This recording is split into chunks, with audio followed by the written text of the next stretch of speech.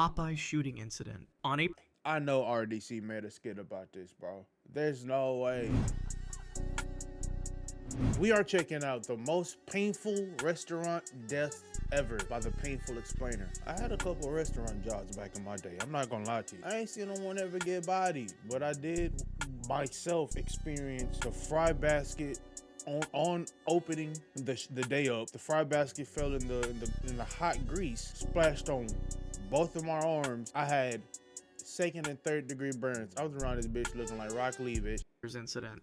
In August 1985, the quiet streets of Macau became the setting for one of the most brutal restaurant massacres ever recorded. I don't know what that Huang was. Jiheng was a 29-year-old gambler, known in local circles for his mounting debts and increasingly desperate behavior. The Wang family owned and operated the Eight Immortals restaurant, a popular establishment where locals gathered for traditional Cantonese cuisine. They had made the mistake of lending Huang 600,000 patakas, approximately $75,000 in today's currency. On August 4th, Huang entered the restaurant after closing. I'm catching a body too for $75,000. Especially if you owe me $75,000. Oh yeah, you can slimed out. I need my money, bro. Security footage later showed him arriving at 11:47 p.m. carrying a bag containing knives and rope. The Wang family was finishing their end-of-day routine when Huang confronted them about the debt. Within minutes, the confrontation escalated. Huang methodically killed each family member, starting with the patriarch, 62-year-old Wang Hong. This ain't what I thought it was going to be. Found on the premises. Others were strangled with electrical cords. Medical examiners later determined that several victims remained conscious during the initial attacks, aware of family members being murdered nearby. After killing all 10 family members, including two children aged 4 and 6, Huang Please tell me he got arrested. Please tell me he died in prison. He also got children. No, bro. Please tell me he got apprehended and he died in prison. Began the process of dismemberment using butcher tools from the restaurant kitchen. Oh, he's a psychopath. Torsos working through the night. He packed body parts into plastic bags. Over 75 bands. Between 3:30 a.m. and 5:15 a.m., Huang made multiple trips to dispose of the remains. Some were thrown into the ocean off Macau's eastern shore. So you Dexter? Others were placed in dumpsters throughout the city. Police discovered the first remains on August 6th when a restaurant customer reported the establishment mysteriously closed. Huang was arrested 3 days later while attempting to flee to mainland China. Thank you, God. Popeye's shooting incident. On April... I know RDC made a skit about this, bro. There's no way. You caught a body over the chicken sandwiches in 1994? You caught a body over the chicken sandwich with a 2-piece biscuit that you need a drink to indulge in, and some mashed potatoes. I know that restaurant's hidden. The most ghettoest Popeyes have the best chicken, bro. April 16th, 1994, the Popeyes restaurant in Gadsden, Alabama was preparing to close for the night. Four employees were completing their final tasks inside the fast food establishment. At 10:47 p.m., Robert Bryant Melson and Kahuatamak Hinricky Parida entered through the unlocked front door. Melson, 23, carried a .45 caliber handgun. Parida, 17, served as lookout. The employees immediately recognized the danger. Bryant Bailey, 23, tried to reason with the intruders. His co-workers, Nathaniel Baker, 17, Tamika Collins, 18, and Daryl Collier, 23, stood frozen behind the counter.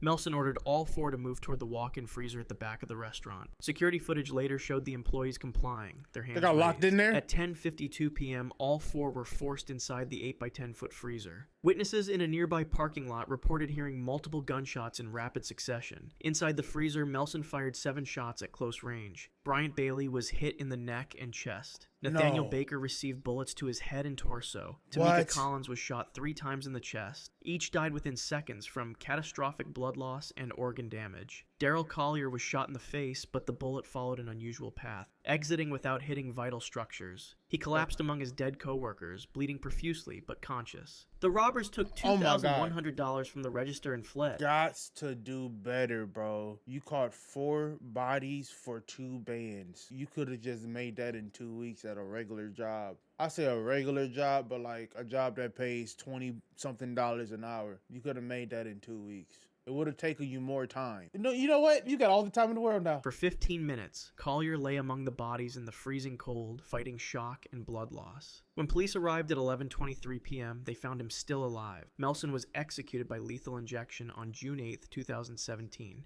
Parida remains on... This happened in 94. He got the death sentence in 2017. 23 years? Is that the right math? I don't know. On death row after murdering a fellow inmate in 1999.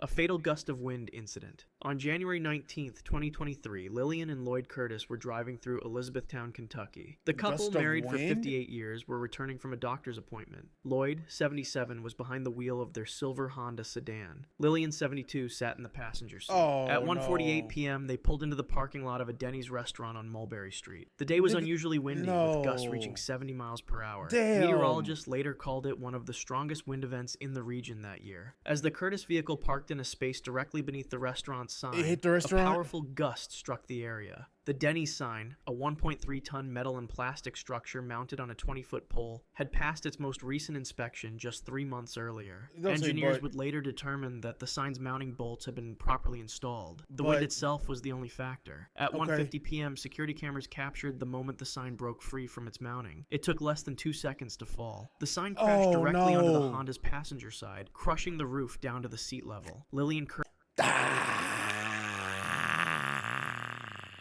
That's some Final Destination-ish, bro. This might be the worst one. Family got chopped up into pieces and scattered across the town like it's fucking Dexter. Curtis suffered an immediate catastrophic head injury. First responders arrived within 4 minutes, but found her without pulse or respiration. Lloyd Curtis was conscious when paramedics reached him. The impact had caused severe internal injuries and crushing trauma to his lower body. He was Oh, trapped my. in the vehicle for 37 minutes while rescue workers cut through the wreckage. At the University of Louisville Hospital, doctors determined he had suffered multiple organ failures. Despite Fuck. 3 surgeries over the next 4 days, Lloyd Curtis's I condition know that hospital deteriorated. bill went On crazy. January 23rd at 3:15 p.m., he died from complications of his injuries. Fuck, Mistaken bro. for homeless, left to die incident.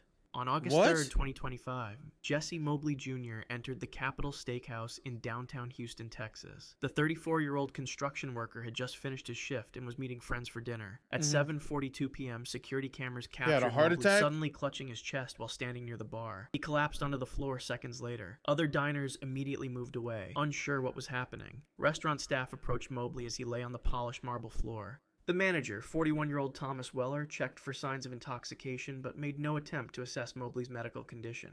At 7:45 Did p.m., anyone Weller call the instructed 2 peoples? servers to remove Mobley from the premises. Security footage showed the servers dragging So instead of being a good person and calling the proper authorities to come help this person, you tried to analyze if he was intoxicated by any substance and drug him out. I don't know if the animation is accurate, but he had his fucking safety helmet with him, bro. Construction hat, bro. Mobley by his arms across People the restaurant gotta floor. do better, Mobley bro. was conscious during this time, attempting to speak and clearly in distress. His medical emergency was later determined to be a severe cardiac arrhythmia. And y'all thought he was homeless? I get that he was a construction worker, so he has to be dirty. But how unkept was he to make you think that he was homeless? The animation showed that he had his work hat with him, which means he was probably dressed in his construction uniform. He probably took his safety vest off though, and his tools if he had any. Y'all did not call. Be a good person. Help someone in need, bro. A treatable condition if medical help had been summoned. Instead of calling 911, the restaurant staff carried Mobley to a service exit at the rear of the building. At 7:51 Y'all p.m., they should placed get him on the punished for ground next to this. garbage dumpsters in an unlit alley. The temperature that evening was 94 degrees.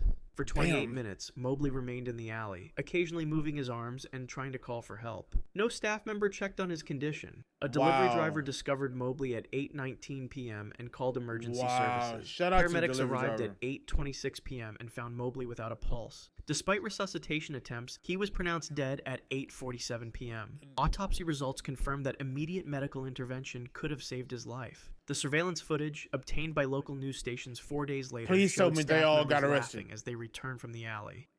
Tina's Burritos Factory incident. So you telling me no one got punished? They murdered that man, and no one got punished? What the fuck do you mean?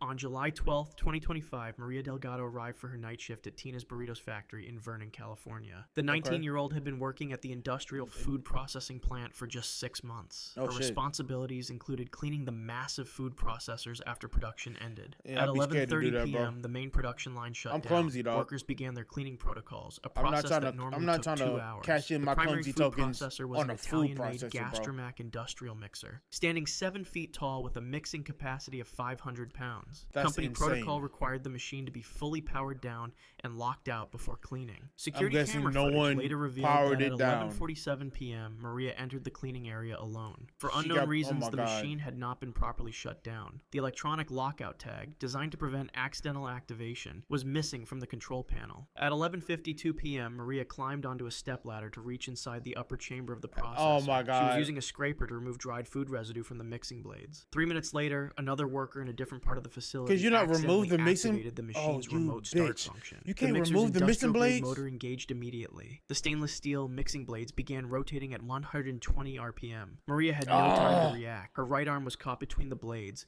pulling her entire body into the machine. Workers nearby heard her screams and rushed to the area. By the time they reached the emergency shutoff button, 27 too seconds late. had passed. When emergency services arrived at 12:14 a.m., they found Maria's body completely entangled in the machinery. Medical examiners later determined she remained conscious for approximately 15 seconds Oh, she after initial suffered. entrapment. Death occurred from massive trauma and blood loss. Investigators discovered that the machine's safety interlock had been deliberately disabled 6 weeks earlier to increase production speed. Wow. Palermo's Pizza And yet again, the company itself did not get any punishment for this.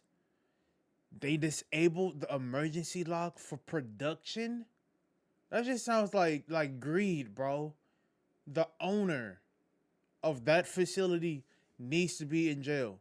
factory incident. On September 17, Pizza? 2025, Robert Chiron reported for his regular shift at Palermo's pizza manufacturing facility in West Milwaukee. The 45-year-old maintenance technician had worked at the factory for 8 years. His job involved ensuring the automated production line ran smoothly. At 10:15 a.m., Chiron responded to This is gonna make me not want to have like Walmart dollar store pizza ever again. a minor stoppage in the dough forming section. The robotic arm responsible for stretching pizza dough had detected an irregularity and automatically paused. This particular machine was a KR420 industrial robot manufactured by KUKA Robotics. It stood 12 feet tall KUKA? with a reach of 9 feet. And That's could crazy. exert 2.5 tons of pressure at maximum extension. Company protocol Fuck. required all technicians to remain outside the safety cage while the robot was in diagnostic mode. Security footage showed Chiron entering the cage at 10:17 Got a.m. his shit He carried smashed. standard diagnostic tools and approached the base of the robot. What happened next was captured by multiple cameras. At 10:19 a.m., Chiron leaned forward to check a sensor on the robot's main hydraulic line. The machine, still in diagnostic mode, suddenly reactivated. Its massive arm swung in an unexpected pattern, pinning Chiron against the metal frame of the dough-forming table. The force was immediate and catastrophic. The 2,200-pound arm crushed Chiron's torso between two metal surfaces. Workers on wow. the production floor heard the impact and his initial cries for help.